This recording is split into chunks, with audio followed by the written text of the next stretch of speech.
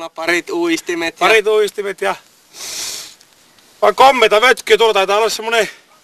Melkein 7 kilon pötky tässä. Tämmösiä. Me on täältä kiskottu tämmösiä pikkupoikia ja tyttöriä. Tämmösiä, tässä pari malliksi näitä isompaa komia.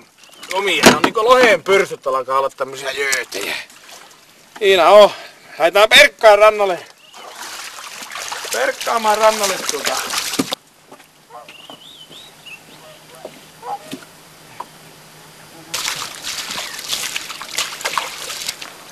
No ei sä löppäjät pikkaa.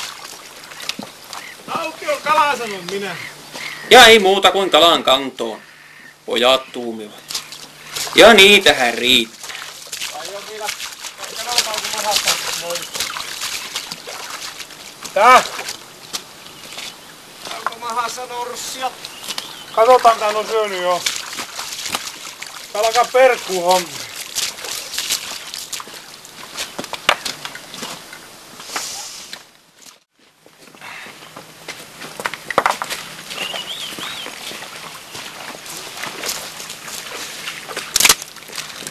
Mä luulin, että nää 2 kassia riittää.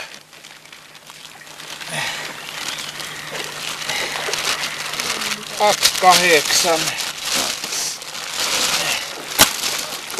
31.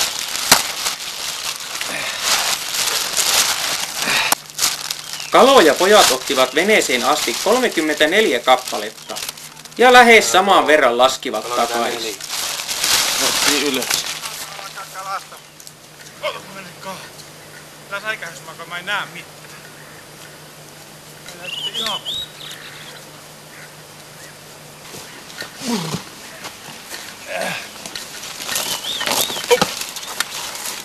Pannaanpa tähän kiville. Eikös tässä aika hyvä? Mihin? Rannalta pojat löysivät laiturin kappaleen, jonka Tume haki perkualusekseen. Asetellaan tähän johonkin. Ja sitten alkoi operaatio kalanpuhdistus. Joo, josta vähän vielä. Siinä.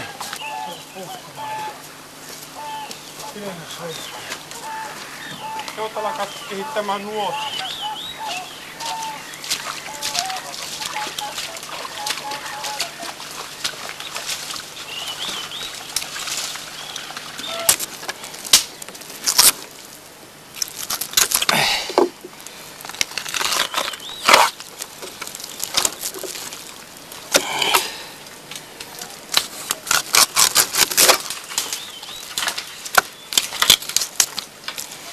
Tuommoisia vie äitille, että siitä tehdään kotona loppu.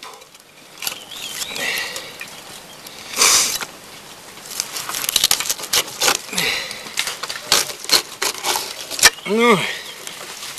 Ja nämä jäähän lokeille. Otatte sappuja, säreitään. Tuolta vetään noin. Juho viritti siinä ootellessa nuotio. Ne vähän koukun jälkeen, niin pitää sitten kotona laittaa.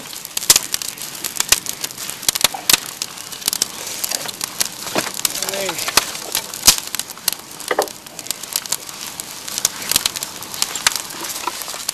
Tulee hyvää pullaa, ei tätä muuten voi pullaa. Täällä on mäti vielä.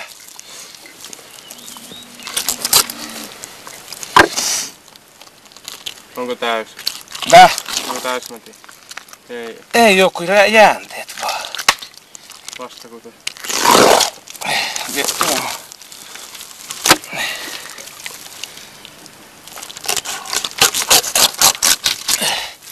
Paksut komiat villeet tulee tämmöistä. Ei no villeen mallia.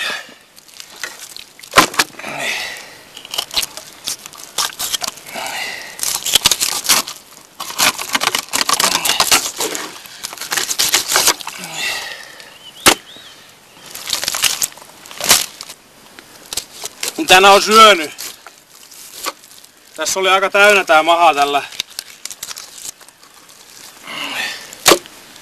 tällä hauella. Siinä pojat yhdessä tutkailivat, mikä oli maistunut hauille parhaiten. Norssi oli illan meny hauilla. Norssia mahassa. No se on norssia, kato. Tai se kurku lähe. Haistapa kurkulle haisee. Niin tekee. Joo. Setähän on näkyy syönyt tuolla. Tuossa. Siksi se oli se hopea lusikkakin oli hyvä. Joo, niin oli.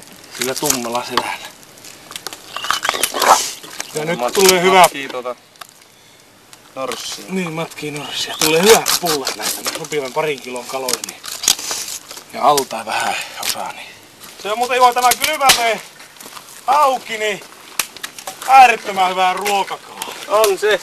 Varsinkin pullina ja pihveinä. Niin on pullina ja pihvinä ja vaan uunissakin. Ja meillä muori tykkäsi, tai tykkää edelleenkin paistaa, pitää sille muutama vileen viiet laittaa valmiiksi, niin paistaa pannulla vaan siltää ja suolaa ja oikein herkullista on.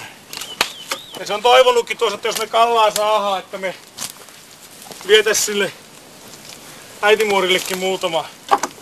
Ja mehän viiää, kyllähän tästä piisaa. On se mahdotonta hauensyöntiä ollut. On.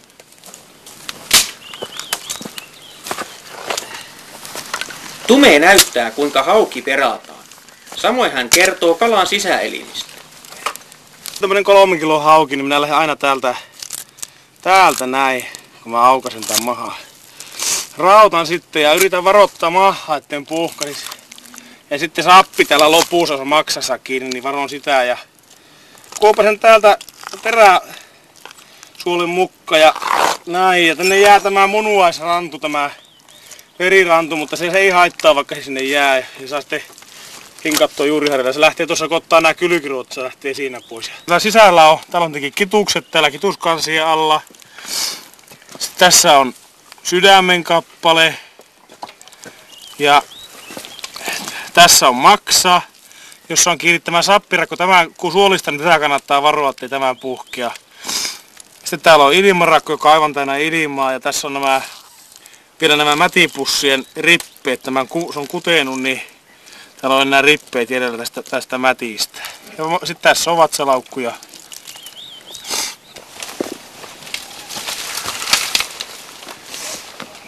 Jes, tuolla on sika kuivaa tämä puuki. Onneksi hyvä puu, niin kun kirveskin meni sinne järveen. Niin. Ei niin kirve. Ei niin kirveellä, saatiin kuitenkin nuo.